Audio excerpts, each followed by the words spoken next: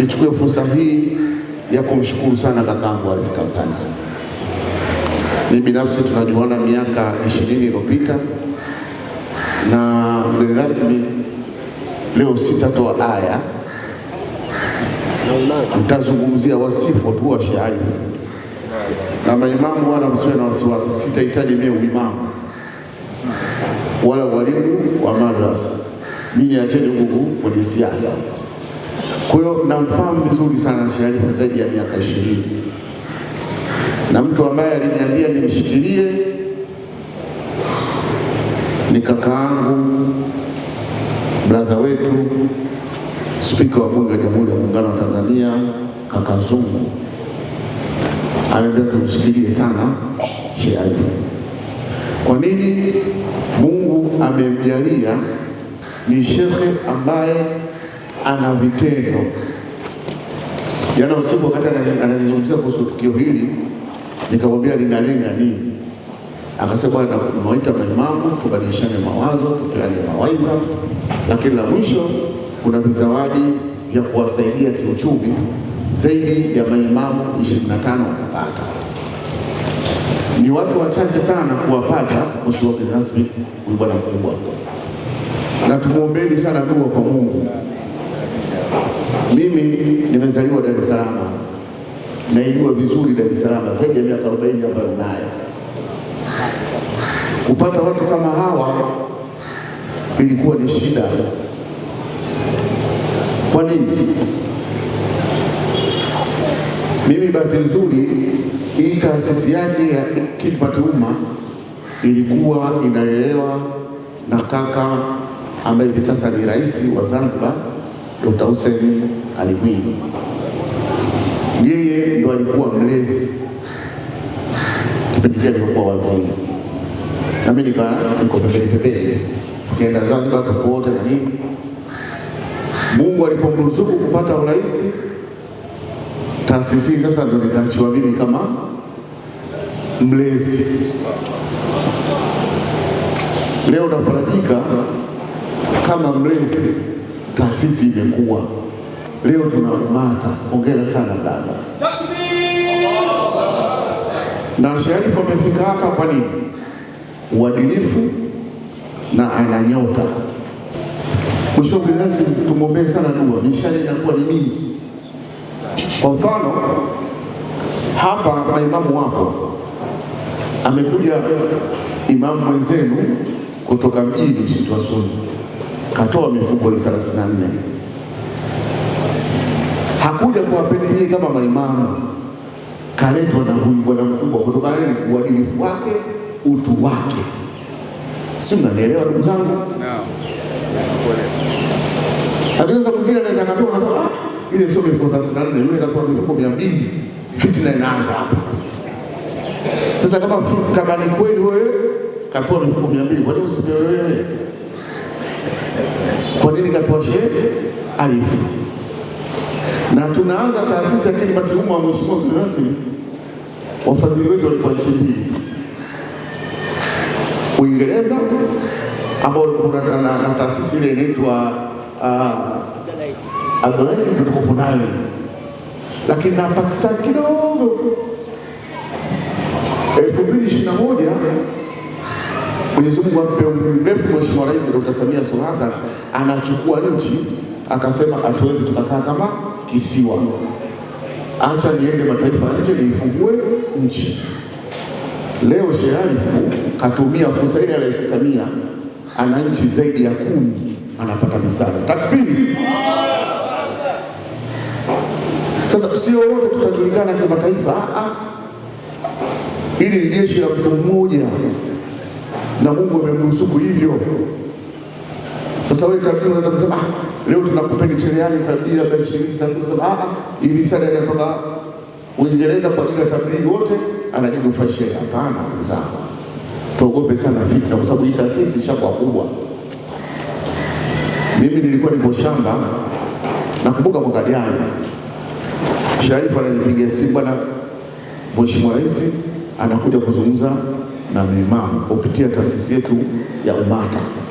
Binafsi nilistuka. Rais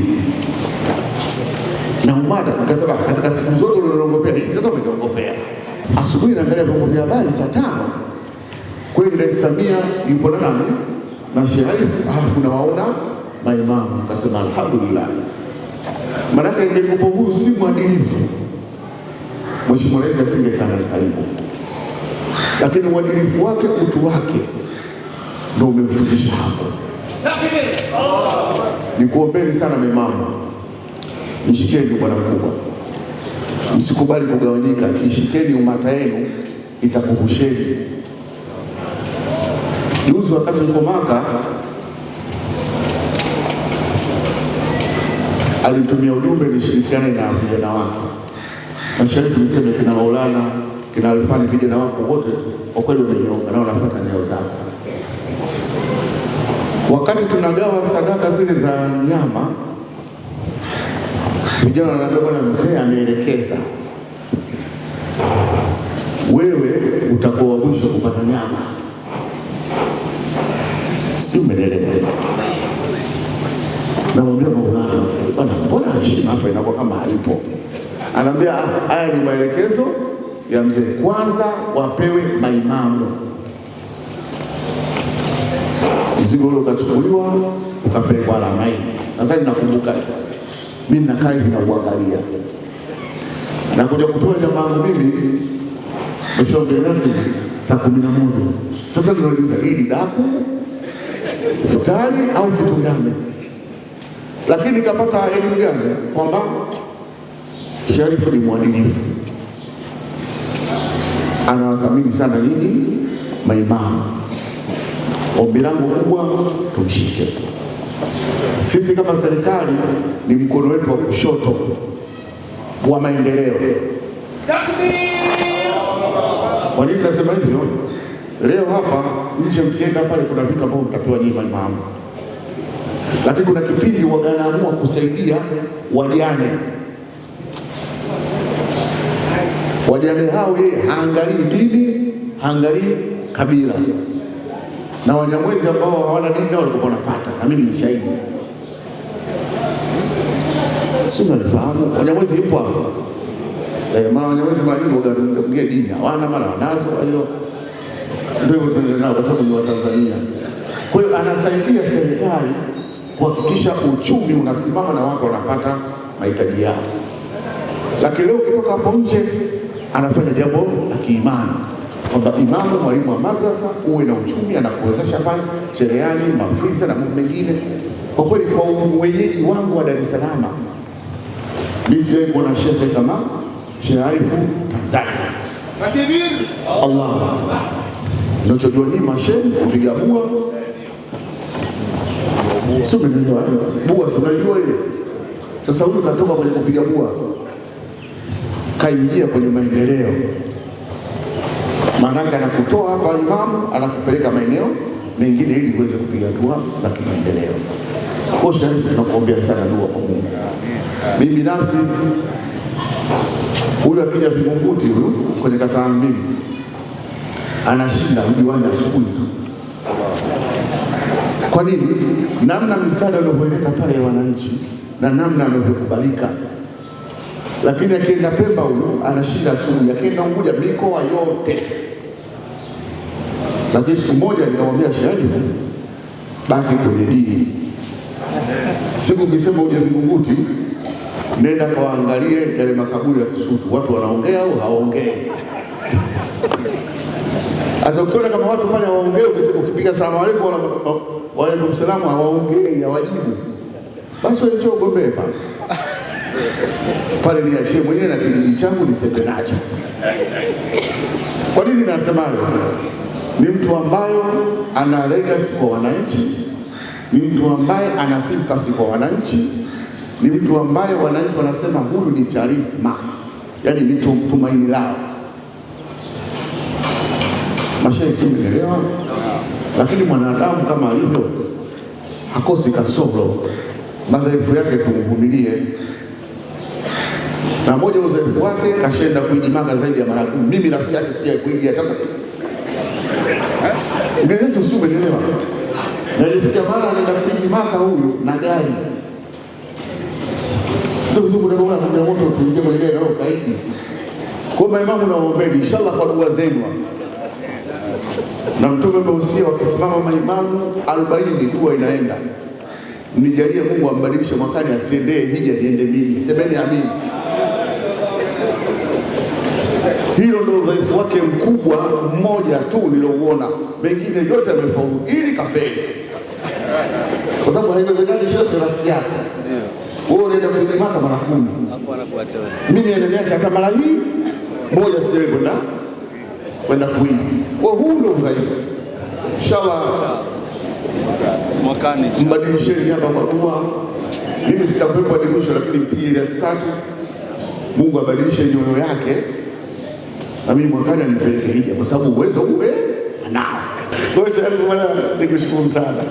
La mwisho ndugu zangu, nimeona mashehe wangu wengi wamezungumza hapa juu ya kuiombea nchi ya amani. Leo ukitoka nje pale tutapata vizawadi. Lakini mashallah ukiangalia nje hapo na ambulance yenu imeandikwa Umata. Na kosta lenu imeandikwa Umata. Maana ni ile heshima imepatikana kwa kupitia hichi kiumbe. Lakini wenzetu wa Sudani 99% Waislamu hawezi kukaa kama hivi tunazungumza. Hakuna misaada. Sudani ndio kunasafirisha nyama nje ya nchi. Mheshimiwa Rais. Leo soko la nyama tumelichukua sisi Tanzania. Imemlazimu Rais Samia ajenge machinjio ya pili pale Vingunguti ili mradi ile ya zamani iwe kwa ajili ya international tupu. Allahu Akbar. Kwa nini? Amani. Sasa niwaombeni ndugu zangu, tuilinde amani na baraka na heshima ambayo nyinyi mmeipata. Mnakutana na waumini mara 5 kwa siku. Jambo leo ni moja tu. Amani, amani, amani. Wenzetu walichezea amani, leo wanajuta.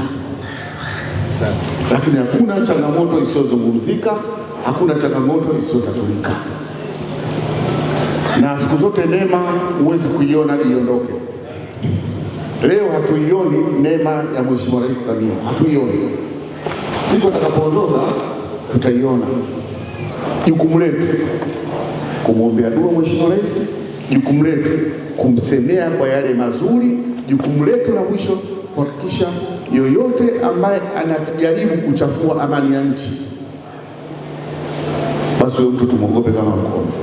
Nyinyi ni mashahidi, mnamjua Sheikh Mselu, mnamjua, mnawajua wa Uamsho Zanzibar. Kina Faridi wale.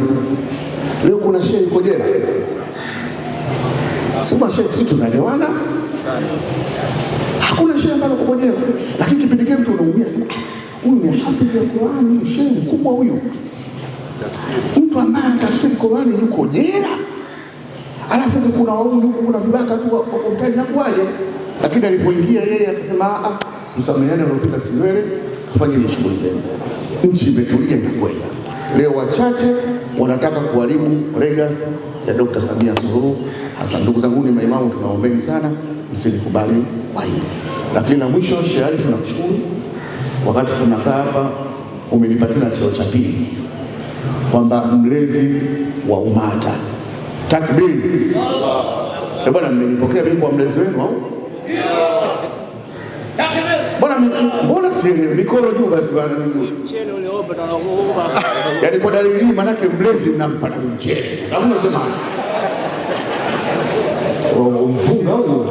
Sio ni mpunga kula mpunga. Mbona tunapenda sana? Na hapa nasikia baadaye shule mpunga huo. Baada ya kutoa mshauri rasmi, nitakushukuru sana unisamehe kwa kuzungumza sana, lakini sema lazima nizungumze kutokana sitaki dinenza lake liwe hapo tunamsalia afu mimi ndo nitoe wasifu wake bwana kafanya. Lazima tumpe sifa zake akiwa hai. Japo ndugu yangu anaogopa kufa, lakini lazima Sharifu ufe. Uweze kwenda peponi bila ya kufa. Na ndio maana unakwenda tabiri, unakwenda huko mkoani kulingania watu. Huo ni udhaifu wako wa pili. Yaani unaogopa sana kufa. Wa hadha, assalamu alaykum wa rahmatullahi wabarakatuh.